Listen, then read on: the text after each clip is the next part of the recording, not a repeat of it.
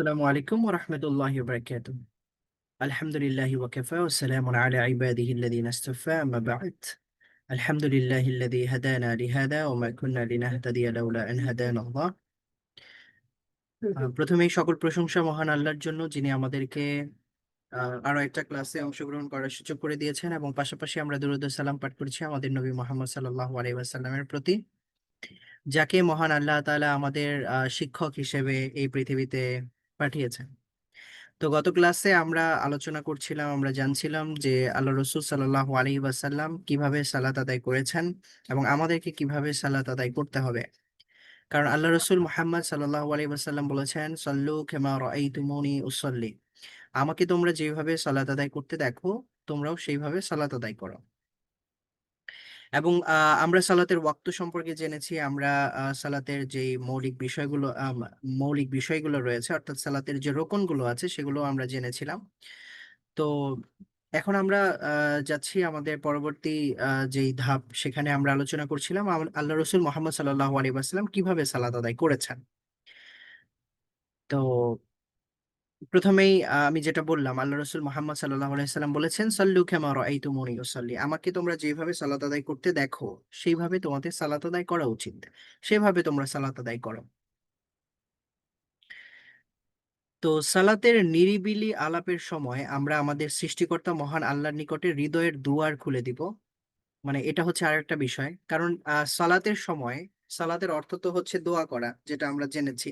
সালাতের মানে হচ্ছে দোয়া করা, এবং সালাতের মাধ্যমে আমরা মহান আল্লাহ তাআলার খুব কাছাকাছি বা খুব কাছাকাছি থেকে কথা বলার সুযোগ একটা পাই। তো সেই কথা বলার সুযোগ পেয়ে আমাদের উচিত হচ্ছে মনের দরজা খুলে আল্লাহ তাআলার সাথে কথা বলা। কারণ আল্লাহ রসুল সাল্লাল্লাহু আলাইহি সাল্লাম বলেছেন যে, ইন্না আহাদাকুম ইযা সাল্লা ইউনাজি রাব্বা, যখন তোমাদের মধ্যে থেকে কেউ সালাত আদায় করে, সে যেন মহান আল্লাহ তাআলার সাথে মুনাজাত করছে, সে যেন মহান আল্লাহ তাআলার সাথে গোপনে কথা বলছে। মুনাজাত মানে হচ্ছে গোপনে কথা বলা, একান্তে কথা বলা। তো কেউ যখন সালাত আদায় করে, সে যেন মহান আল্লাহ তাআলার সাথে একান্তে কথা বলছে। তো অতএব যেহেতু আমি আল্লাহ তাআলার সাথে একান্তে কথা বলছি, তো আমার সেই সময়টাতে কিন্তু খুবই গুরুত্ব দিতে হবে, এবং আমি কি বলছি সেটা আমাকে জানতে হবে, বুঝতে হবে। তো পরিপূর্ণ ভালোবাসা, পরিপূর্ণ শ্রদ্ধা ভক্তি নিয়েই কিন্তু আমাকে সালাতে অংশগ্রহণ করা উচিত।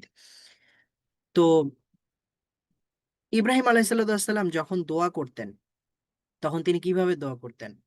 মানে এখানে আল্লাহ তাআলা বলেছেন, সেটা আল্লাহ তাআলা কিন্তু কোরআনুল কারীমের মধ্যে বলে দিয়েছেন। তিনি বলতেন যে, রব্বানা ইন্নাকা তা'লামু মা নুখফি ওয়া মা নু'লিন, হে আল্লাহ, তুমি জানো আমি আমার হৃদয়ে কি লুকিয়ে রেখেছি, এবং আমি কি কি সেটা মুখে মুখে প্রকাশ করছি, সবকিছু তুমি জানো। আল্লাহ তাআলার কাছে জমিন এবং আসমানের কোনো কিছুই গোপন থাকে না, মহান আল্লাহ তাআলা সবকিছু জানে। সিজদায় লুটিয়ে পড়ে আমরা কি করব? দোয়া করতে থাকবো, মানে চোখের পানি ফেলবো। যখন আমরা চোখের পানি ফেলবো, আমাদের যে চাওয়া রয়েছে, মহান আল্লাহ তাআলা সব জানেন। মা ফি কুলুবিনা, আমাদের অন্তরে যা কিছু আছে, মা নুখফি ওয়া মা নু'লিন, আমরা যেটাকে প্রকাশ করছি, সেজদায় গিয়ে যে বলতেই হবে, প্রকাশ না করলে যে আল্লাহ তাআলা কিছুই বুঝতে পারবেন না, এমন কিন্তু না।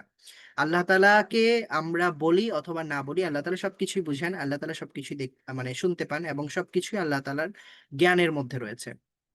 অতএব আমাদের হৃদয়ে শ্রদ্ধা থাকবে, গভীর ভালোবাসা থাকবে, এবং আস্থা থাকবে যে মহান আল্লাহ তাআলা আমাকে সেটা দান করবেন, এবং আল্লাহ তাআলাই একমাত্র সেটা দান করতে পারেন। তো এই যে গভীর শ্রদ্ধা, গভীর ভালোবাসা, আস্থা, এবং হচ্ছে একটা ভয়, এটা নিয়ে আল্লাহ তাআলার সামনে হাত পেতে দাঁড়াতে হবে। বিনীতভাবে আমরা মহান আল্লাহ তাআলার সামনে দাঁড়াবো, দুই হাত উঁচু করে আমরা রফুল ইয়াদাইনের মাধ্যমে মহান আল্লাহ তাআলার কাছে কিন্তু আত্মসমর্পণ করি। তো ওই আত্মসমর্পণ করতে হবে। আমি যখন রফুল ইয়াদাইন করব, দুই হাত উঁচু করে আমি হাত বাঁধছি, আল্লাহু আকবার বলছি, তখন আমার এটা ধারণা থাকতে হবে যে আমি সম্পূর্ণভাবে নিজেকে মহান আল্লাহ তাআলার কাছে অর্পণ করে দিলাম, সমর্পণ করে দিলাম, এবং আমি সালাতে অংশগ্রহণ করছি, সালাতে প্রবেশ করেছি। তাকবীরের মাধ্যমে আমি প্রভুর মহত্ব ঘোষণা করব, আল্লাহু আকবার, যে আল্লাহ তাআলা ছাড়া আর কোনো আল্লাহ তাআলাই হচ্ছেন একমাত্র মহত্বের অধিকারী। মহান আল্লাহ তাআলাই হচ্ছেন মহান, তার চাইতে মহান আর কেউ হতে পারে না এই জগতে এবং এই জগতের বাহিরে। আমাদের যাবতীয় যত অহংকার, গর্ব, এই সব কিছুকে ভেঙে দিয়ে মহান রবের সামনে আমরা কি করব? আহ দাঁড়াবো। দাঁড়িয়ে আমরা সূরা আল ফাতিহা পাঠ করব। আল্লাহ তাআলা কোরআনুল কারীমে যে সূরাগুলো নাজিল করেছেন সেই সূরাগুলো থেকে যে কোনো একটা সূরা পাঠ করব। আপনারা কি আমার কথা শুনতে পাচ্ছেন, বুঝতে পারছেন? যদি শুনতে না পারেন, বুঝতে না পারেন, তাহলে অবশ্যই জানাবেন, ঠিক? শুনতে পাচ্ছি। মাশাআল্লাহ, ঠিক জি, আছে। ইনশাআল্লাহ। তো এই যে দাঁড়িয়ে আল্লাহ তাআলার মহত্ব ঘোষণা করা, মহত্ব ঘোষণা আমরা করি, তারপরে হচ্ছে আমরা সিজদায় চলে যাব আল্লাহ তাআলার মহত্ব ঘোষণা করতে করতে, এবং সিজদায় গিয়ে মানে আমরা রুকু করি, সেজদায় যাই। তো এই সবগুলো যে কার্যক্রম আমরা করছি, এই সবগুলোতে আমাদের আহ বিশ্বাস রাখতে হবে যে মহান আল্লাহ তাআলাকে বড় করে আমি নিজেকে ছোট করে আল্লাহ তাআলার সামনে দাঁড়িয়েছি, এবং মহান আল্লাহ তাআলার ভালোবাসা নিয়ে, মহান আল্লাহ তাআলার প্রতি শ্রদ্ধা ভক্তি নিয়ে আমি কিন্তু তার সামনে দাঁড়িয়েছি।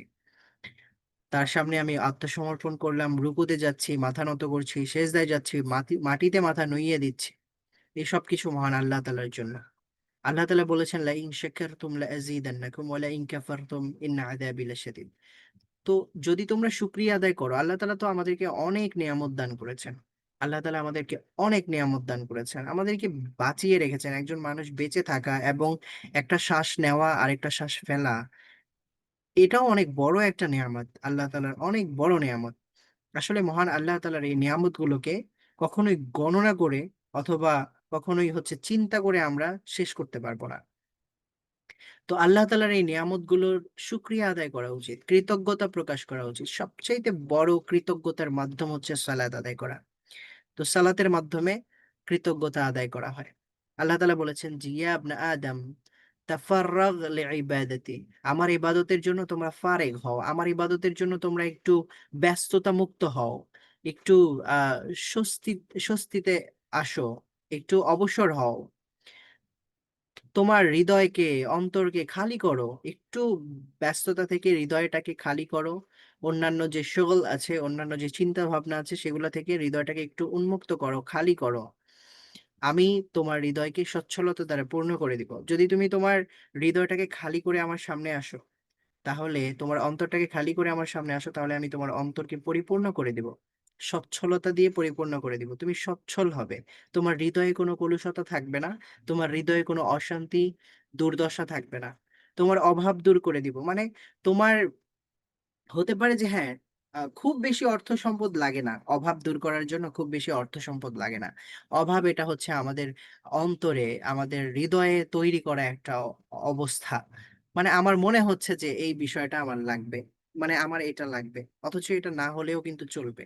তারপরেও আমার মনে হচ্ছে যে আমার এটা লাগবে, তাহলে এটাই তো একটা অভাব। তো আল্লাহ তাআলা এই অভাব দূর করবেন, মানে আমাদেরকে তুষ্ট করবেন, আমরা সন্তুষ্ট হব।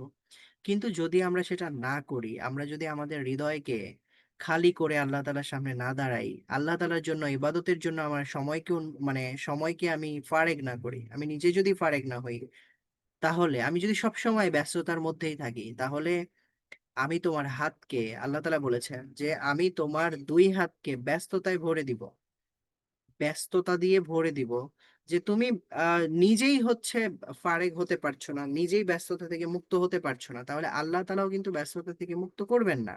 দেখা যাবে তোমার দুই হাত ভর্তি ব্যস্ততা, এবং তোমার অভাব মিটবে না কখনো। তোমার মনে হবে যে 12 ঘন্টার মধ্যে আমি আহ 12 ঘন্টা কি, 24 ঘন্টার মধ্যে আমি 12 ঘন্টাই কাজ করছি, আমার আরো 2 ঘন্টা করা উচিত, আরো 2 ঘন্টা করা উচিত। তো তোমার অভাব মিটবে না এবং তোমার ব্যস্ততাও কমবে না, তুমি নিজেই নিজের ব্যস্ততা নিয়ে বসে থাকবে, এবং তুমি তোমার নিজের অভাব নিজেই তৈরি করতে থাকবে। দেখা যাচ্ছে কোনো কিছুই লাগবে না, তারপরেও তোমার মনে হবে যে আমার এটা লাগবে, ওইটা লাগবে। মানে অভাব কখনোই মিটবে না। তো এই জন্য আমাদের কি করা উচিত, অন্তরকে খালি করা উচিত, মহান আল্লাহ তাআলার ইবাদতের জন্য নিজের হৃদয়কে খালি করা দরকার, উন্মুক্ত করা দরকার।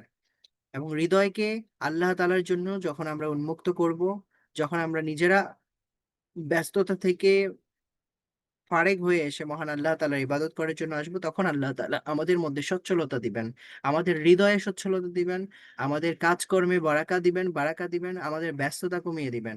সেটা একটা সুখের জিন্দেগি হবে, সুখের সুন্দর চমৎকার একটা জীবন হবে। আচ্ছা, তো সালাদকে আমাদেরকে সেইভাবে আদায় করতে হবে। তো সালাতের প্রথমেই কি করতে হয়? আমরা জানি সালাতের যে মৌলিক বিষয়গুলো আছে সেগুলো আমরা দেখেছি। সালাতের যখন অক্ত হয়ে যাবে তখন আমাকে কিন্তু কেবলামুখী হয়ে দাঁড়াতে হবে। কেবলা কোন দিকে? যেই দিকে কেবলা সেই দিকে মুখ করে দাঁড়াতে হবে। এটা পশ্চিম দিকেই দাঁড়াতে হবে সব জায়গাতে এরকম না, বিভিন্ন জায়গাতে কেবলা বিভিন্ন দিকে হতে পারে। তো কেবলা যেই দিকে, আমাদের দেশ থেকে তো কেবলা পশ্চিম দিকেই, তো আমরা পশ্চিম দিকে মুখ করে দাঁড়াবো। যখনই আমরা আল্লাহ রসুল সাল্লাহ সাল্লাম যখনই সালাতে দাঁড়াতেন তখন তিনি কেবলামুখী হয়েই দাঁড়াতেন। তো আল্লাহ রসুল সাল্লাল্লাহু আলাইহি ওয়াসাল্লাম বলেছেন, ইদা কুমতা ইলা সলাতি ফাসবিগ ফাসবিগিল ওয়াদুআ সুম্মা ইস্তাকবিলিল কিবলা ফাকাব্বির। তো আল্লাহ রসুল সাল্লাল্লাহু আলাইহি ওয়াসাল্লাম একজনকে সালাত শিখাচ্ছিলেন যে কিভাবে সালাত আদায় করতে হবে। তো সেখানে আল্লাহ রসুল সাল্লাল্লাহু আলাইহি ওয়াসাল্লাম বলেছেন যে ইদা ইদা কুমতা ইলা সলা, যখন তুমি সালাত কায়েম করবে, যখন তুমি সালাত প্রতিষ্ঠা করবে, ফাসবিগিল ওয়াদু, তখন তোমার ওযুকে সুন্দর করতে হবে। ফাসবিগ মানে হচ্ছে সাজানো গোছানো, একেবারে রঙিন করা।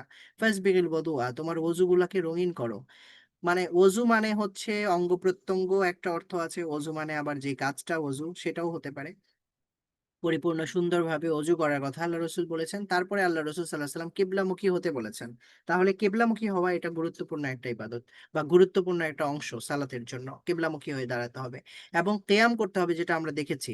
মানে আমরা আগের ক্লাসে বা আগের দর্শে কিন্তু জেনেছি যে কি করতে হয়, কেবলামুখী হতে হয়, কেবলামুখী হয়ে দাঁড়াতে হবে। এটা কিন্তু রোকনের মধ্যে পড়ে, অথবা আরকান রোকন আপনি যেটাই বলেন, অথবা শর্ত যেটাই বলেন, শর্তের মধ্যে পড়ে কেবলামুখী হয়ে দাঁড়াতে হবে আগে। এবং কেয়াম করতে হবে, এটা রুকুনের মধ্যে ছিল, আমরা পড়েছি। কেয়াম করা অবস্থায় বা কেয়াম করতে সক্ষম থাকা অবস্থায় কেউ যদি কেয়াম না করে তাহলে কিন্তু তার সালাত হবে না। কারণ আল্লাহ তাআলা বলেছেন ওয়াকুমু লিল্লাহি কানিতিন, তোমরা আল্লাহ তাআলার জন্য দাঁড়াও, তোমরা আল্লাহর উদ্দেশ্যে বিনয় ভরে, বিনয় নিয়ে বিনয়ের সাথে দাঁড়াও। তো এটা যেহেতু আল্লাহ তাআলা বলেছেন, তো অতএব ফরজ সালাতের ক্ষেত্রে অবশ্যই দাঁড়াতে হবে। ফরজ সালাতের মধ্যে কিন্তু বসে সালাত আদায় করা যাবে না। যদি কেউ দাঁড়াতে সক্ষম হয় তাহলে তিনি বসে ফরজ সালাত আদায় করতে পারবেন না, তাকে অবশ্যই দাঁড়াতে হবে। তবে যদি নফল সালাত হয় তাহলে তিনি বসে পড়তে পারেন, কারণ তখন কোনো সমস্যা নেই। আল্লাহ তাআলাও এর অনুমতি দিয়েছেন এবং সাহাবায়ে কেরামও আহ সেই অনুমতি গ্রহণ করেছেন। আহ আল্লাহ রসুল সাল্লাল্লাহু আলাইহি ওয়াসাল্লামও সেই অনুমতি দিয়েছেন। আল্লাহ তাআলা বলেছেন হাফিযু আলাস সালাতি, হাফিযু আলাস সালাওয়াতি ওয়াস সালাতিল ওয়ুসতা ওয়া কুমু লিল্লাহি কানিতিন ফাইন খিফতুম ফারিজালান।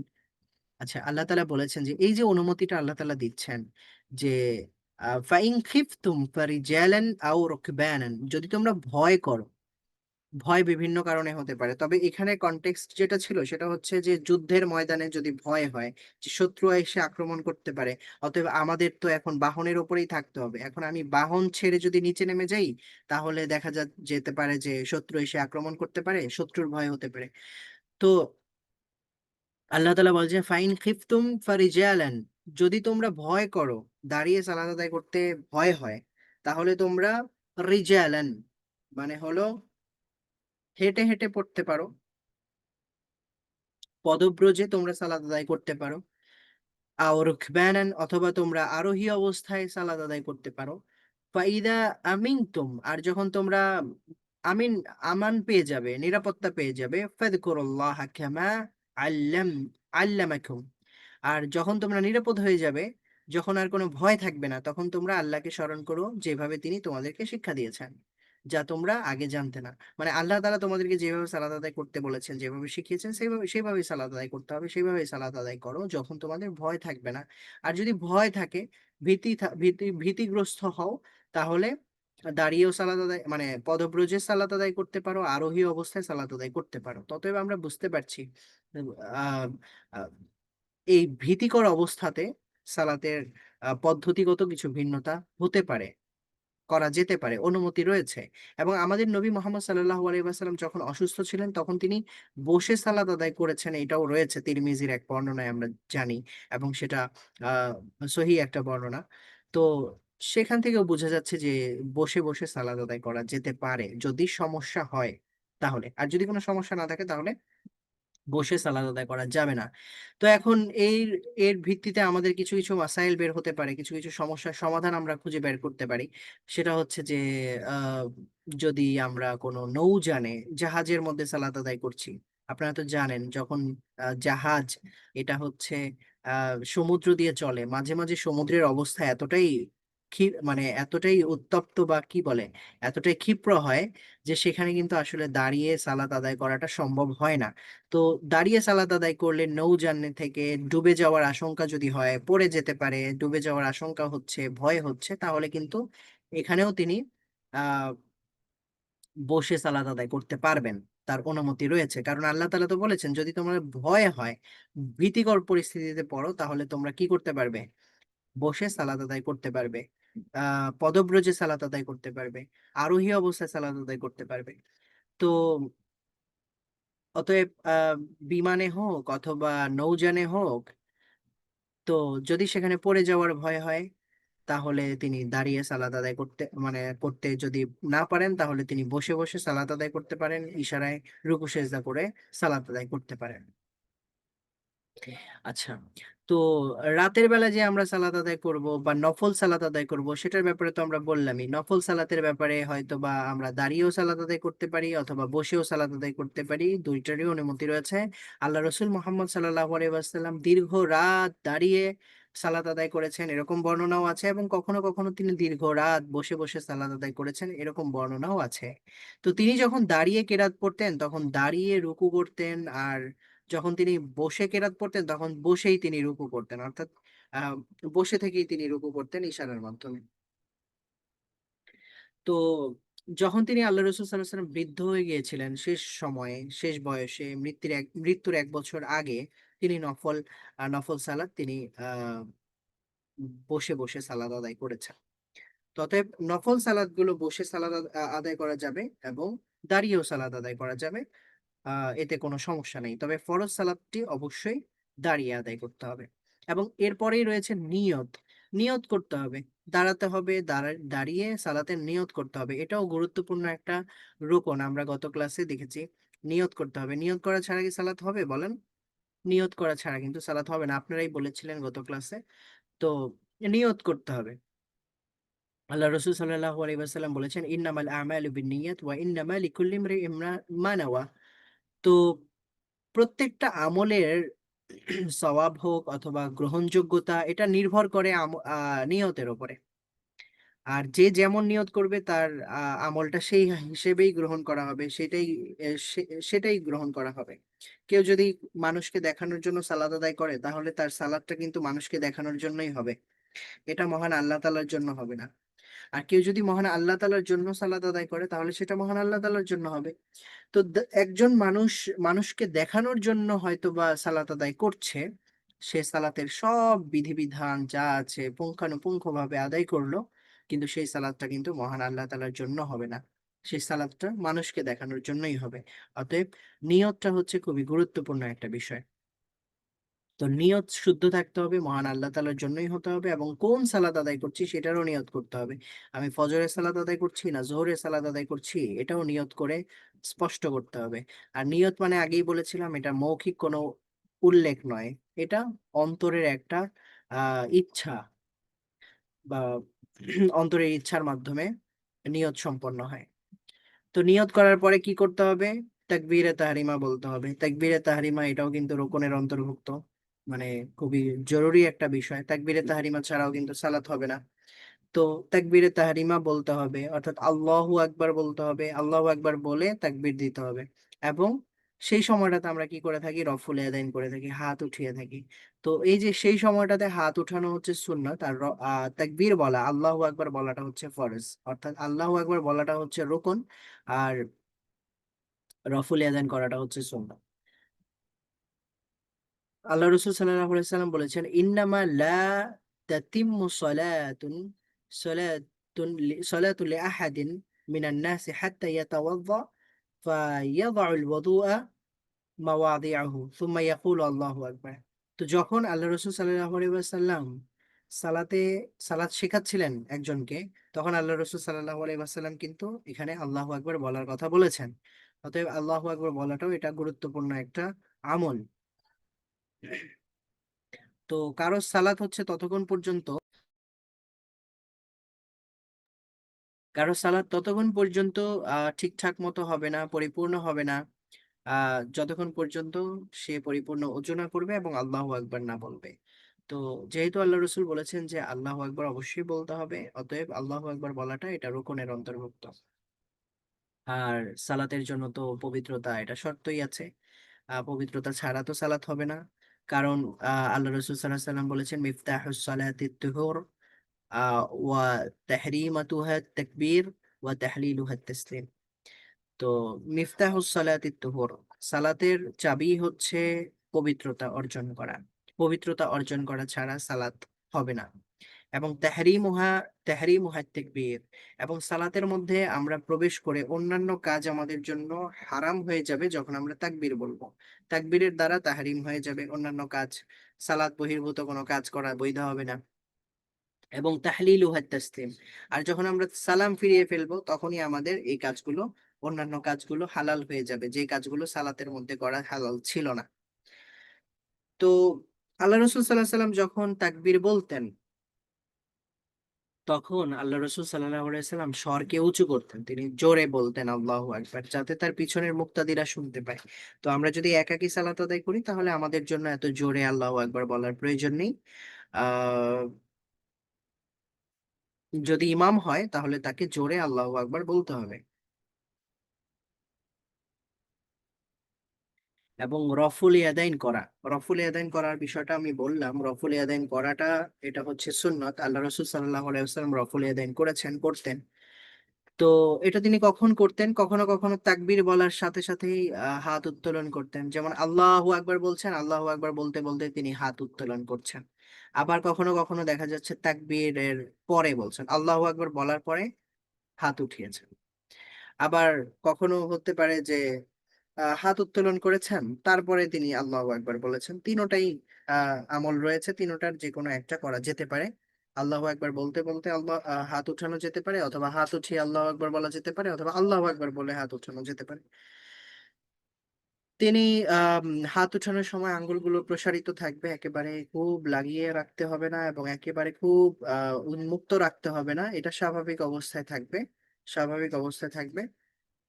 আল্লাহ রসুল সাল্লাহ সাল্লাম দুই আঙ্গুলগুলোর মাঝখানে ফাঁকা করতেন না, এবং একেবারে আবার মিলিয়েও রাখতেন না। তো কাঁধ বরাবর উঠাতেন আল্লাহ রসুল সাল্লাহ সাল্লাম, কাঁধ বরাবর পর্যন্ত আল্লাহ রসুল সাল্লাহ সাল্লাম হাত উঠাতেন তাকবীরে তাহরিমা বলার সময়। আবার কখনো কখনো কানের লতি বরাবর পর্যন্ত উঠাতেন, কানের লতি মানে হচ্ছে যে এই পর্যন্ত তিনি আল্লাহ রসুল সাল্লাহ সাল্লাম হাত উঠাতেন কখনো কখনো। তো কাঁধ পর্যন্ত উঠানোর বর্ণনাটা রয়েছে হচ্ছে বুখারীতে এবং নাসাইতে, এবং কান পর্যন্ত, কানের লতি পর্যন্ত উঠানোর বর্ণনাটাও রয়েছে বুখারীতে এবং আবু দাউদে। তো দুইটা আমলই প্রমাণিত আছে, দুইটা আমলের যে কোনো একটা আমল করা যেতে পারে।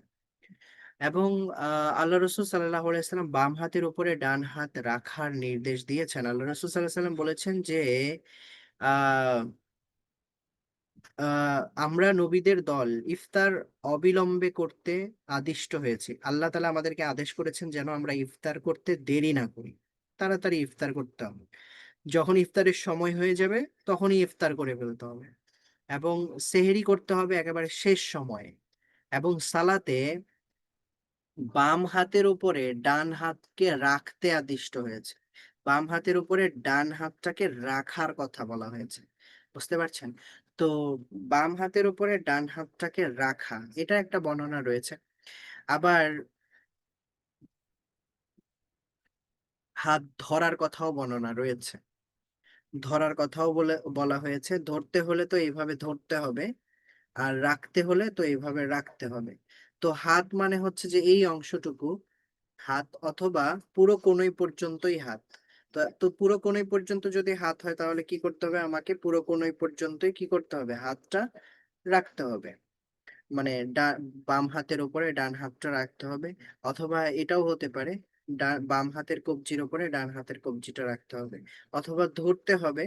এটা আমরা এইভাবে ধরতে পারি পুরোটা, ডান হাত দিয়ে বাম হাতের কবজির এই গোড়াতে আমরা ধরবো, অথবা এই যে এদিকেও ধরতে পারেন, যেটা আমরা বললাম, ডান হাতটা বাম হাতের একবারে কোনোই পর্যন্তই এই জায়গাটাতেও ধরতে পারেন, ধরা যেতে পারে। এই সবগুলো আমল প্রমাণিত রয়েছে, সবগুলো আমল প্রতিষ্ঠিতও রয়েছে, এবং সবগুলো আমল উম্মতে মুসলিমার মধ্যে করাও হয়ে থাকে।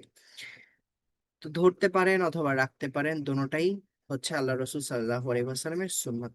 এখন বুকের ওপরে হাত রাখার বর্ণনাও রয়েছে, বুকের ওপরে হাত রাখাটাও হচ্ছে সুন্নত। এক সাহাবী হযরত ওয়াইল রাহমাতুল্লাহ রাদিয়াল্লাহু তাআলা আনহু বলেছেন, সাল্লাইতু মা রাসূলিল্লাহি সাল্লাল্লাহু আলাইহি ওয়াসাল্লাম ওয়া ওয়াদা'a ইয়াদাইহি আল-ইয়ুমনা আলা ইয়াদিহি আল-ইউসরা আলা সাদরি। তো সদর মানে হচ্ছে বুক। তো আল্লাহ রাসূল সাল্লাল্লাহু আলাইহি ওয়াসাল্লাম কি করেছেন, ডান হাতটাকে বাম হাতের উপরে রেখেছেন, তার সদরের উপরে, তার বুকের উপরে। এইভাবে হতে পারে অথবা এইভাবে হতে পারে। তো এটা একটা বর্ণনা রয়েছে। আবার তিনি ওয়াইল ইবনে হুজর রাদিয়াল্লাহু তাআলা আনহু তিনি বলেছেন, আরেকটা হাদিসে রয়েছে, সেই হাদিসটা রয়েছে মুসান্নাফে ইবনে আবি শাইবাতে।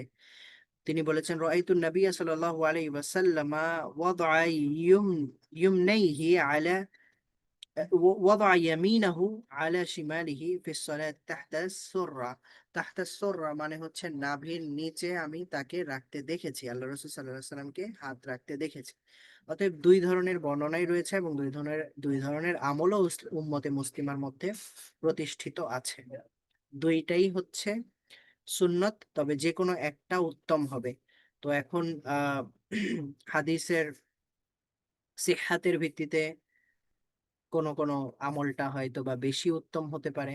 আবার আহ সাহাবাই কেরামের আমল সবচাইতে বেশি কোন হাদিসের উপরে ছিল, সেই কথা মাথায় রেখে আবার সেই আমলটাকে আরো বেশি প্রাধান্য দেওয়া যেতে পারে। বিভিন্ন ওলামায়ে কেরাম এবং বিভিন্ন মুহাদ্দিসিনে কেরাম বিভিন্ন কারণে বিভিন্ন হাদিসকে প্রাধান্য দিয়েছেন, প্রায়োরিটি দিয়েছেন। কেউ বলছেন যে এই হাদিসটা আমাদের জামানা পর্যন্ত পৌঁছেছে সহিহ সনদে এবং এই হাদিসটা পরিপূর্ণ সহিহ, তো এই হাদিসটার উপরে আমল করা, নাভির উপরে মানে বুকের উপরে হাত বাঁধা, এটাই হচ্ছে বেশি ভালো সুন্নাহ। আবার কেউ বলছেন যে ওই ওই সাহাবী, অমুক অমুক সাহাবী, ওই ওই হচ্ছে যেই আহ বড় বড় সাহাবী আছেন তারা তো এটার উপরে আমল করেছেন, তাহলে আমরা এটাকে বেশি গুরুত্ব দিতে পারি। হ্যাঁ, যেটাকে আপনি গুরুত্ব দেন না কেন, সেখানে আপনার যৌক্তিকতা অনুযায়ী আপনি যেটাকে গুরুত্ব দেন সেটাই সুন্নত হবে, যদি সেটা আল্লাহ রসুল সাল্লাল্লাহু আলাইহি সাল্লামের আমল বলে প্রমাণিত হয়। আর যদি সেটা আল্লাহ রসুল সাল্লাল্লাহু আলাইহি সাল্লামের আমল বলে প্রমাণিত না হয়, তাহলে তো সেটা আমল করা যাবে না। আচ্ছা, তো যখন আমরা দাঁড়িয়ে সালাত আদায় করব, তখন আমাদের দৃষ্টি সিজদার জায়গাতে থাকবে। দৃষ্টি আমাদের সিজদার জায়গাতে থাকবে। আর আমাদের যেন ঘরে এমন কিছু না থাকে, অথবা যেখানে সালাত আদায় করছি এমন কিছু না থাকে যাতে আমার দৃষ্টিকে সিজদার দিকে রাখা না যায়। আমার দৃষ্টি বারবার সেই দিকে চলে যাচ্ছে, অথবা আমার মনোযোগ বারবার সেই দিকে চলে চলে যাচ্ছে, এরকমটা যেন না হয়। বিশেষ করে মসজিদ গুলোকে এমন ভাবে সাজানো উচিত নয় যে মুসল্লিদের সালাতের প্রতি মনোযোগের চেয়ে ওই মসজিদের সাজানো গোছানো কারুকাজের দিকেই মনোযোগটা বেশি চলে যায়। এটা করা উচিত নয়, এটাকে ওলামা ইকরাম অপছন্দ করেছেন, আর অপছন্দ করাটাকে মাকরু বলা হয়। তো সালাতের সময় আকাশের দিকেও দৃষ্টি দেওয়া যাবে না, উপরের দিকে তাকিয়ে তাকিয়ে সালাত আদায় করছে, এরকমও যেন না হয়। দৃষ্টি থাকবে নিচের দিকে। এবং সালাতের শুরুতে দোয়া পাঠ করতে হয়। সালাতে আমরা প্রবেশ করলাম, সালাতে প্রবেশ করার পর পরে কি হয়, একটা আমরা দোয়া পড়ে থাকি, সানা পাঠ করে থাকি। নবী মোহাম্মদ সাল্লাল্লাহু আলাইহি সাল্লাম বিভিন্ন দোয়া পড়েছেন, সালাত শুরু করেছেন বিভিন্ন দোয়া পড়ে। তো এর মধ্যে তিনি আল্লাহ তাআলার প্রশংসা, মাহাত্ম্য এবং তার গুণকীর্তন করেছেন। তো যেখানে আল্লাহ তাআলার প্রশংসা আছে, আল্লাহ তাআলার মাহাত্ম্য বর্ণনা করা আছে এবং সেই দোয়াটা হাদিসের মধ্যে আছে, এইরকম দোয়া পড়তে হবে সালাতের শুরুতে। নিজের পক্ষ থেকে বানিয়ে বানিয়ে কিছু পড়ার দরকার নেই বা প্রয়োজন নেই, পড়া যাবে না। তিনি এই ব্যাপারে সালাতে যিনি ত্রুটি করেছিলেন, যাকে সালাত শিখাচ্ছিলেন, তাকে আল্লাহ রসুল বলেছিলেন যে আহ কি করতে হবে, আল্লাহ তাআলার মাহাত্ম্য বর্ণনা করতে হবে। তাকবীরে তাহরিমা বলার পরে আল্লাহ তাআলার মাহাত্ম্য বর্ণনা করতে হবে। তো আল্লাহ তাআলার মাহাত্ম্য বর্ণনা করার জন্য আমরা একটা আমাদের কাছে একটা দোয়া আছে যেটা খুবই প্রসিদ্ধ এবং প্রচলিত। আমরা সেই দোয়াটাই পড়ি, সুবহানাকাল্লাহুম্মা ওয়া বিহামদিকা ওয়া তাবারাকা ইসমুকা ওয়া তাআলা জাদ্দুকা ওয়া লা ইলাহা গায়রুক। তো এটাকে আমরা সানা বলে থাকি। সানা তো আরো আছে, এটা ছাড়াও আরো অনেক আছে। তো যে কোনো একটা চাইলে পড়া যেতে পারে যেটা হাদিসের মধ্যে রয়েছে। তো এছাড়া সানা ছাড়াও আরো কিছু দোয়া আছে, যেমন আল্লাহুম্মা বাঈদ বাইনি ওয়া বাইনা খতায়ায়া কামা বাআদতা বাইনাল মাশরিকি ওয়াল মাগরিব। তো এরকম আরো অনেক অসংখ্য দোয়া রয়েছে, তো যে কোনো একটা দোয়া পড়া যেতে পারে। তারপরে হচ্ছে সূরা আল ফাতিহা পাঠ করবে। সূরা ফাতিহা পাঠ করা তো আবশ্যক, যেটা আপনারা জানেন, এবং কিরাত পাঠ করতে হবে। সূরা আল ফাতিহা পাঠ করা এটা হচ্ছে রুকনের অন্তর্ভুক্ত, অথবা কেউ কেউ এটাকে ওয়াজিব বলেছেন, ওয়াজিবের অন্তর্ভুক্ত। আমি একটু আপনাদেরকে স্ক্রিনটা শেয়ার করছি, আপনাদের মধ্য থেকে কেউ একজন পড়লে ভালো হয় আমার জন্য। আহ, কে পড়বেন বলেন? এখানে দেখতে পাচ্ছেন, দেখা যাচ্ছে কেরাত প্রসঙ্গ, কেরাত। জি জি ওস্তাদ। কেউ একজন পড়েন দয়া করে। ওকে, আমি পড়ি। জি। বিসমিল্লাহির রহমানির রহিম। কিরাআত প্রসঙ্গ। প্রারম্ভিক দোয়া পাঠান্তে নবী সাল্লাল্লাহু আলাইহি সাল্লাম এইভাবে শয়তান থেকে আশ্রয় প্রার্থনা করতেন: বিসমিল্লাহি মিনাশ শাইতানির রাজিম। আহ আচ্ছা, আউযু বিল্লাহি মিনাশ শাইতানির রাজিম, মিন হামাজাত, আউযু বিল্লাহি। জি হ্যাঁ, মিন হামাজাতি, মিন হামজিহি ওয়া নাফখিহি ওয়া নাফসিহি। হ্যাঁ, এভাবে নাফসিহি। পড়া যেতে পারে, অথবা আউযু বিল্লাহি মিনাশ শাইতানির রাজিমও পড়া যেতে পারে। কেরাত শুরু করার আগে আমরা এটা তো পড়ি, তাই না? এটা জি পড়া খুবই আবশ্যক বা জরুরি বা ফরজ এরকম না, এটা সুন্নাত, আল্লাহ রাসূল সাল্লাল্লাহু আলাইহি ওয়াসাল্লাম পড়তেন, আমরাও পড়লে ভালো হয়।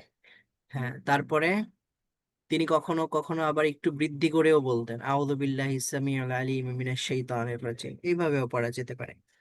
আচ্ছা, জি তারপরে আল্লাহ রাসূল কি পড়তেন? বিসমিল্লাহ পড়তেন। হ্যাঁ, তারপরে কেরাত পড়তেন। হ্যাঁ, এরপরে পড়েন। সূরা ফাতিহার রুকন হওয়া ও তার ফজিলত সমূহ। তিনি সাল্লাল্লাহু আলাইহি সাল্লাম এই সূরাটির মর্যাদা খুব বড় করে দেখাতেন। তিনি বলতেন, তো এটা তো পড়তে পারছি না, যাই হোক, অর্থ হচ্ছে, যে ব্যক্তি সূরা ফাতিহা ও তদূর্ধ্ব কিছু পড়বে না তার সালাত হবে না। অন্য শব্দে আছে, ওই সালাত যথেষ্ট নয় যাতে মুসলিম ব্যক্তি সূরা ফাতিহা পাঠ করে না। কখনো বলতেন, যে ব্যক্তি এমন সালাত পড়লো যাতে সূরা ফাতিহা পড়ে নাই, সে সালাত ত্রুটিপূর্ণ, ত্রুটিপূর্ণ তথা অসম্পূর্ণ। হ্যাঁ, মাশাআল্লাহ, তার মানে সূরা ফাতিহা যে একটা রোকন, এবং এটা যে খুবই গুরুত্বপূর্ণ একটা বিষয়, সেটা আমরা এখান থেকে বুঝতে পারি। তিনটা বর্ণনা রয়েছে, আল্লাহ রাসূল সাল্লাল্লাহু আলাইহি ওয়াসাল্লাম বলেছেন, লা সালাতা লিমান লা কিরা লা সালাতা লিমান লা ইয়াকরা ফিহা বিফাতিহাতিল কিতাব ফাসাইদান। ইচ্ছাকৃতভাবে যে হচ্ছে সূরা ফাতিহা পড়লো না, তার সালাতই হবে না। লা তাজজি সালাতা লা ইয়াকরা রাজুল ফিহা বিফাতিহাতিল কিতাব।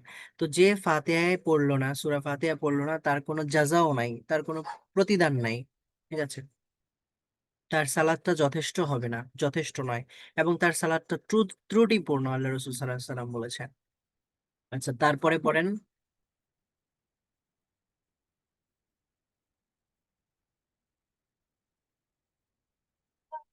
জি। শুনে সরব পাচ্ছি। কিরাত সম্পন্ন সালাতে ইমামের পেছনে কিরাত পড়ার বিধান রহিত। নবী সাল্লাল্লাহু আলাইহি সাল্লাম একদিন সরব কিরাত সম্পন্ন সালাত শেষে, অপর এক বর্ণনা অনুযায়ী ফজরের সালাত শেষে বললেন, তোমাদের কেউ কি এই মুহূর্তে আমার সাথে কিরাত পড়েছ? এক ব্যক্তি বলল, হ্যাঁ, আমি পড়েছি। রাসূলুল্লাহ সাল্লাল্লাহু আলাইহি সাল্লাম বললেন, তাই তো আমি বলছি, কোরআন পাঠে আমার সাথে দ্বন্দ্ব হচ্ছে কেন? আবু হুরায়রা রাদিয়াল্লাহু তাআলা আনহু বলেন, এতদ শ্রবণে লোকজন রাসূলুল্লাহ সাল্লাল্লাহু আলাইহি সাল্লাম এর পেছনে সরব কিরাত বিশিষ্ট সালাদে কিরাত পড়া থেকে বিরত হয়ে যায়, এবং ইমাম যেসব সালাতে সরব কিরাত পড়তেন না, সেসব সালাতে তারা মনে মনে চুপিসারে কিরাত পড়তে থাকে। তিনি সাল্লাল্লাহু আলাইহি সাল্লাম ইমামের কিরাত শ্রবণার্থে চুপ থাকাকে ইমামের পূর্ণ অনুসরণ গণ্য করে বলেন, আহ আরবিটা পড়ছি, ইন্নামা জুইলাল ইমামু লিইউতাম্মা বিহি ফাইযা কাব্বারা ফাকাব্বিরু। ওয়াইদা করাআ ফাআনসিতু। অর্থ, ইমামকে কেবল তার অনুসরণের জন্য নির্ধারিত করা হয়েছে। অতএব তিনি যখন আল্লাহু আকবার বলেন, তখন তোমরাও আল্লাহু আকবার বলো, এবং তিনি যখন কিরাত পড়েন তখন তোমরা চুপ থাকবে। এমনি ভাবে তিনি ইমামের কিরাত শ্রবণকে তার পেছনে কিরাত পাঠ থেকে প্রয়োজন মুক্তকারী ধরেছেন। তিনি বলেন, যে ব্যক্তি ইমাম থাকবে তার ইমামের কিরাতই তার কিরাতের জন্য যথেষ্ট। এই হাদিস সরব কিরাত বিশিষ্ট সালাতের ক্ষেত্রে প্রযোজ্য। মাশাআল্লাহ, তাহলে এখানে আমরা দেখলাম সরব কেরাত বিশিষ্ট যে সালাত গুলো আছে, অর্থাৎ যেই সালাতে ইমাম সরবে কেরাত পড়েন, জোরে জোরে কেরাত পড়েন, সেই সালাতে মুক্তাদি বা যারা পিছনে দাঁড়িয়ে সালাত আদায় করছেন ইমামের পিছনে, তারা কিন্তু ইমামের পিছনে কেরাত পড়বে না। এই বিষয়টা এখান থেকে বোঝা যাচ্ছে। ইন্নামা জুইলাল ইমামু লিউতাম্মা বিহি। আল্লাহ রাসূল সাল্লাল্লাহু আলাইহি ওয়াসাল্লাম বলেছেন যে ইমামকে বানানোই হয়েছে, ইমামকে নির্ধারণ করাই হয়েছে অনুসরণের জন্য। তোমরা ইমামের অনুসরণ করতে হবে। ফাইদা কাব্বারা ফাকাব্বিরু। ইমাম তাকবীর বললে তোমরাও তাকবীর বলবে। ওয়াইদা করা ফানসিতু।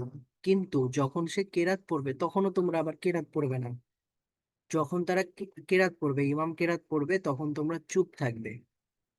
ঠিক আছে, এই বর্ণনাটা রয়েছে ইবনু আবি শাইবাতে, আবু দাউদেও আছে, মুসলিমেও আছে, আবু আওয়ানা। আচ্ছা, যাই হোক। তো চুপ থাকতে হবে। এবং অন্য একটা বর্ণনাতে আল্লাহ রসুল বলেছেন, মান কানা লাহু ইমামুন ফাকিরাতুল ইমামি লাহু কিরাআতুন। যার ইমাম আছে, ইমামের কেরাতি তার জন্য যথেষ্ট, তার কেরাত হিসেবে যথেষ্ট। অতএব ইমামও কেরাত পড়ছে, আমারও সাথে সাথে কেরাত পড়তে হবে না। তো একেবারে শুরুতে আমরা দেখেছিলাম আল্লাহ রসুল সাল্লাহ সাল্লাম বলেছিলেন এক সালাতের পরে যে আমার পিছনে তোমরা কেউ কেরাত পড়েছো নাকি। তারপরে আল্লাহ রসুল বললেন যে এই জন্যই তো বলতেছি যে আমার সাথে সাথে দ্বন্দ্ব করছে কে, আসলে ঝামেলা হচ্ছিল। তো আল্লাহ রসুল সাল্লাহ আলাইহি ইমামও যদি কেরাত পড়ে আর পিছনে থেকে যদি আরেকজনও কেরাত পড়ে, তাহলে এখানে একটু ঝামেলা তৈরি হবে। তো এটা করতে নিষেধ করার পরে সাহাবাই কেরাম আর এটা করতেন না। তারা কেরাত পড়তেন না ইমামের পিছনে। আহ তারা মনে মনে পড়তেন। ঠিক আছে, যেসব সালাতে সরব কেরাত পড়তেন ইমাম, ইমাম জোরে জোরে পড়তো, সেখানে মুক্তাদিরা কোনো কেরাত পড়তেন না, তারা চুপে চুপে পড়তেন, মানে মনে মনে সেটা পড়তে থাকতেন। এটা সূরা ফাতিহার ক্ষেত্রে হতে পারে যে সূরা ফাতিহাটা আপনি মনে মনে পড়তে পারেন। আহ আবার কেউ কেউ বলেছেন যে সূরা ফাতিহাটাও আপনি ইমামের পিছনে না পড়লেও হবে, যদি সরব কেরাত হয়, অর্থাৎ ইমাম যদি জোরে জোরে কেরাত পাঠ করেন, তাহলে ইমামের সেই কেরাতটাকে মনোযোগ দিয়ে শুনতে হবে এবং চুপ থাকতে হবে, যেহেতু আল্লাহ রসুল সাল্লাহ সাল্লামও চুপ থাকতে বলেছেন। এবং মহান আল্লাহ তাআলাও কোরআনুল কারীমের মধ্যে চুপ থাকার কথাই বলেছেন। আল্লাহ তাআলা বলেছেন, ওয়া ইদা কুরিআল কুরআনু ফাসতামিউ লাহু ওয়া আনসিতু। যখন কোরআন তেলাওয়াত করা হবে তখন তোমরা সেটাকে মনোযোগ দিয়ে শুনবে এবং চুপ থাকবে। অতএব যদি ইমাম জোরে জোরে কেরাত পাঠ করেন, জোরে জোরে সূরা ফাতিহা পড়ুন অথবা অন্য যে কোনো কেরাতই পড়েন না কেন, ইমামের পিছনে যদি মুক্তাদি থাকে তাহলে তিনি চুপ করে থাকবেন এবং সেই কেরাত শুনতে থাকবেন। এটা সরব কেরাত বিশিষ্ট সালাতের ব্যাপারে বলা হয়েছে। আর যদি সালাতটা সরব কেরাতে না হয়, বরং সালাতের মধ্যে ইমাম সূরা ফাতিহা পড়ছেন কিনা আমি শুনতে পাচ্ছি না, যেটা জোহরের সালাত আর আসরের সালাতের ক্ষেত্রে হয়, তো সেই সালাতে মুক্তাদি ইমামের পিছনে ও সূরা ফাতিহা পড়তে পারবে। আচ্ছা, তারপরে নীরব কেরাত সম্পন্ন সালাতে মুক্তাদির কেরাত কেমন হবে, এটা আরেকজন পড়তে পারেন। আরেকজন পড়েন তো, কে পড়বেন এখন? আসসালামু আলাইকুম। ওয়ালাইকুম আসসালাম রহমতুল্লাহ। আরিফ হুসাইন, জি পড়েন। Understood. নীরব কিরাত সম্পন্ন সালাতে মুক্তাদির কিরাত পড়াকে তিনি রাসূল সাল্লাল্লাহু আলাইহি সাল্লাম বহাল রেখেছেন। জাবির রাদিয়াল্লাহু তাআলা আনহু থেকে জাবির রাদিয়াল্লাহু তাআলা আনহু বলেন,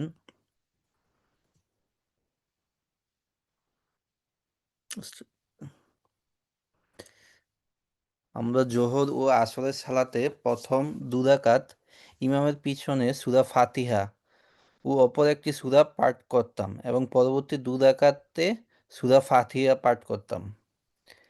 তিনি জোহর ও আসরের সালাতে সরবে কিরাত পড়ে তাকে বিব্রত করতে নিষেধ করেছেন।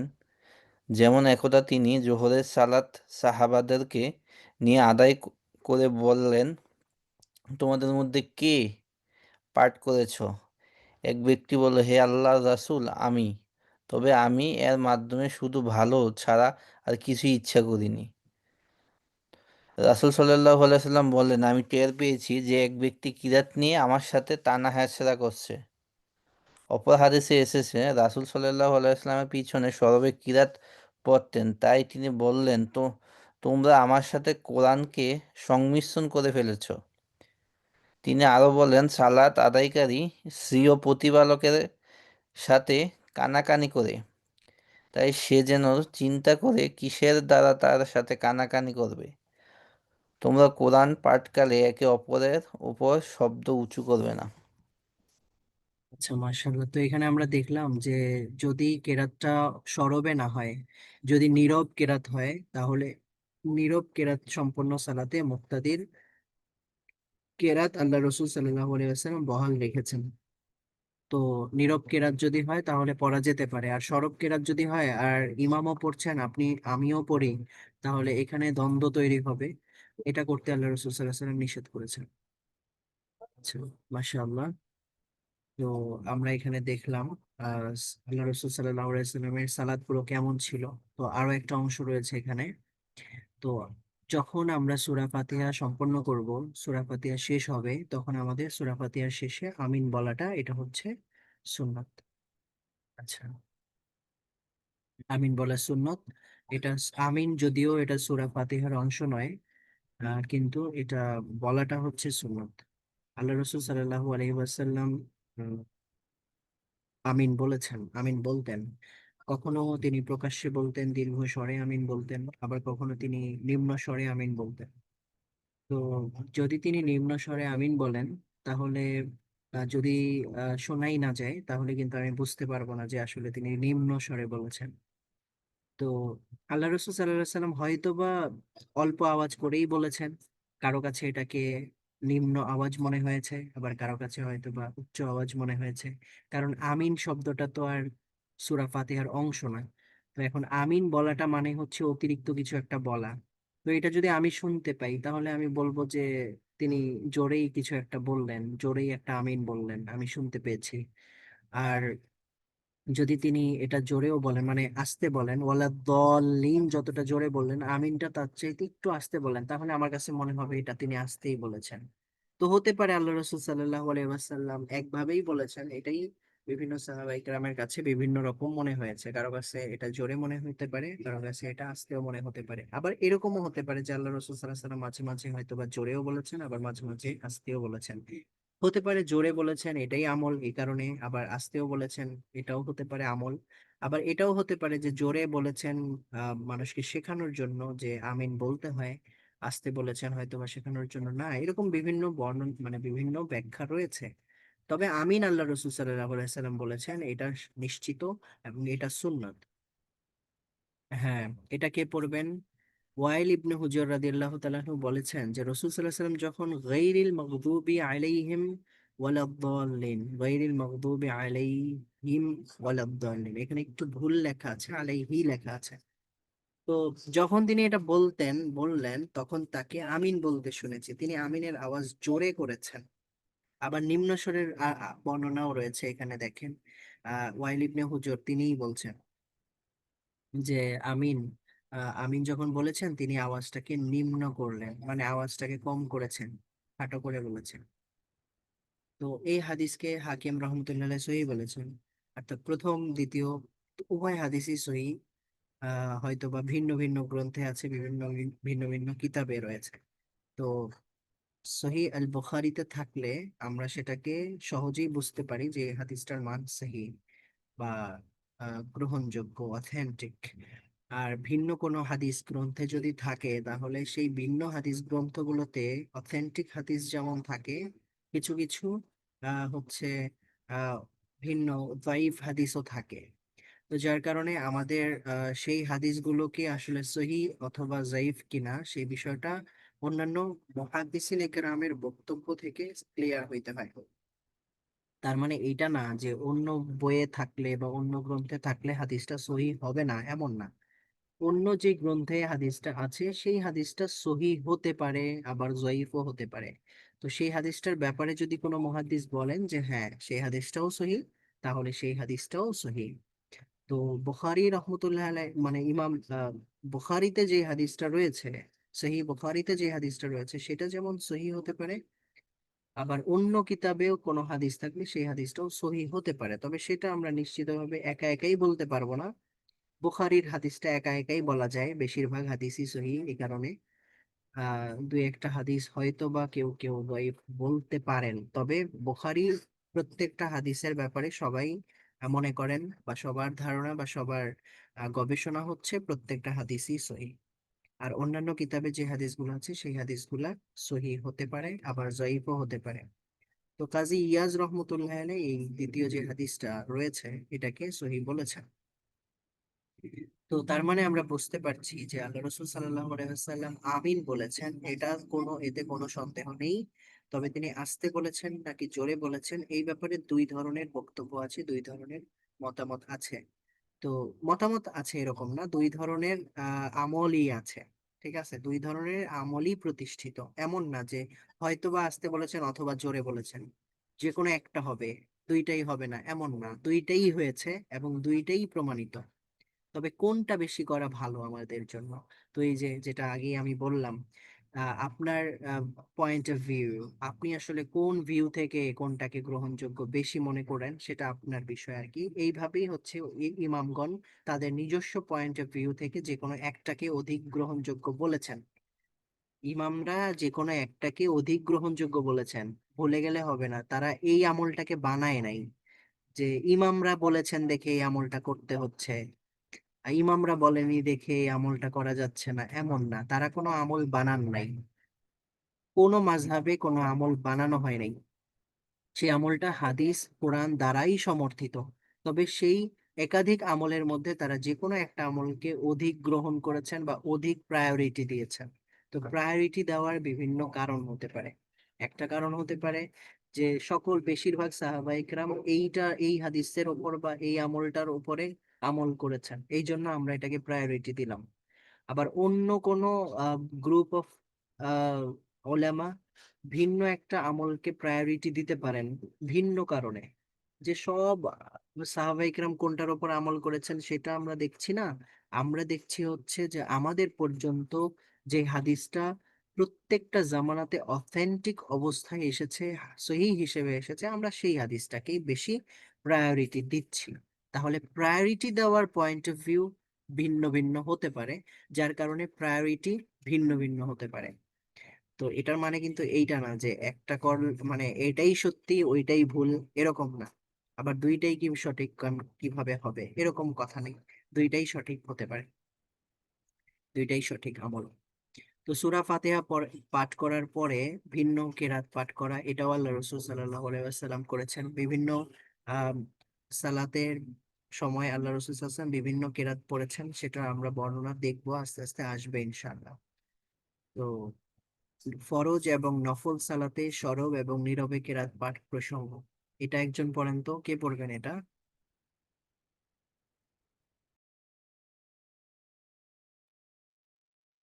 হ্যাঁ, আপনাদের মধ্য থেকে একজন পড়লে ভালো হয়, পড়েন।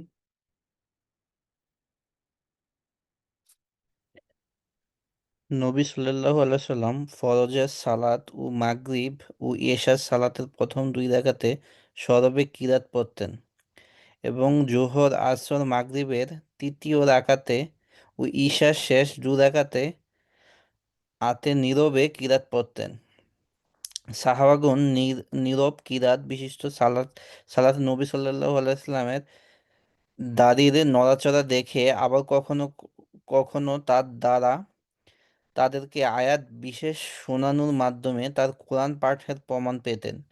নবী সাল্লাল্লাহু আলাইহি সাল্লাম জুমা, দুই ঈদ, ইস্তি ইস্তিসকা ও সূর্যগ্রহণের সালাতে সরবে কিরাত পাঠ করতেন।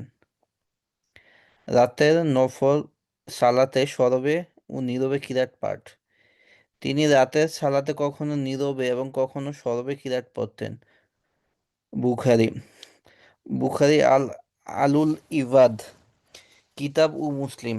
তিনি গড়ে সালাত আদায়কালে হুজরায় অবস্থিত লোক তার কিরাত শুনতে পেত। আবু দাউদ, তিরমিজি হাসান সনদে সামাইল গ্রন্থে। আর কখনো স্বীয় শব্দকে আরো উঁচু করতেন, ফলে হুজরার বাহিরে অবস্থানরত লোকও শুনতে পেত।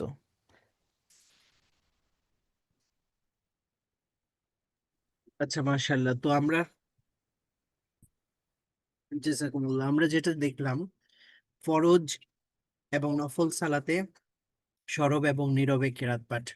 ফরজ সালাতগুলোর মধ্যে যেই সালাতগুলো রাতের বেলায় অথবা সূর্য অস্ত যাওয়ার পরে বা সূর্যোদয় হওয়ার আগে পড়া হয়, ফজরের সালাত, মাগরিব এবং ঈশা, এই তিন সালাতে আল্লাহ রসুল সাল্লাল্লাহু আলাইহি ওয়াসাল্লাম জোরে কেরাত পড়তেন। এবং জোহর আর আসরের সময় আল্লাহ রসুল সাল্লাল্লাহু আলাইহি ওয়াসাল্লাম নিম্ন স্বরে কেরাত পাঠ করতেন। তবে জুমার সালাতে তিনি জোরে কেরাত পড়তেন, ঈদের সালাতে জোরে কেরাত পাঠ করতেন।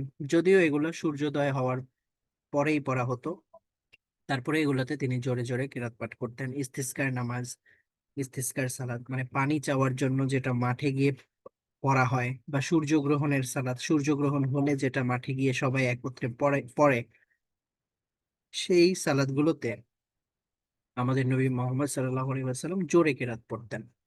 এবং রাতের নফল সালাতে সরবে বা নীরবে কেরাত পাঠ করা যায়। আপনি চাইলে রাতের নফল সালাতে জোরেও কেরাত পড়তে পারেন অথবা নিম্ন স্বরেও কেরাত পড়তে পারেন, দুইটারই অনুমতি রয়েছে। রসুল সাল্লাল্লাহু আলাইহি ওয়াসাল্লাম সালাতে আসলে কিভাবে সূরা পাঠ করতেন, কোন সালাতে কেমন সূরা পাঠ করতেন, সেটা এখানে রয়েছে। ফজরের সালাতে আল্লাহ রসুল সাল্লাল্লাহু আলাইহি ওয়াসাল্লাম তিওয়ালে মোফাজ্জল পাঠ করতেন। তিওয়ালে মোফাজ্জল হচ্ছে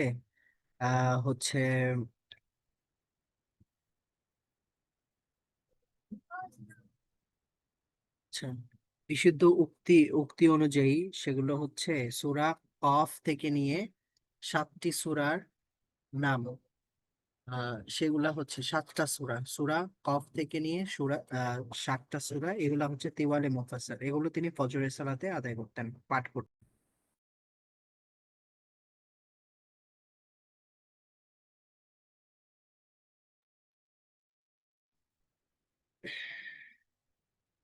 আচ্ছা, আর জোহরের সালাতে ফজরের সুন্নত সালাতে আল্লাহ রাসূল সাল্লাল্লাহু আলাইহি ওয়াসাল্লাম কেমন কেরাত পাঠ করতেন? সুন্নত সালাতে তার কেরাত অত্যন্ত সংক্ষিপ্ত ছিল।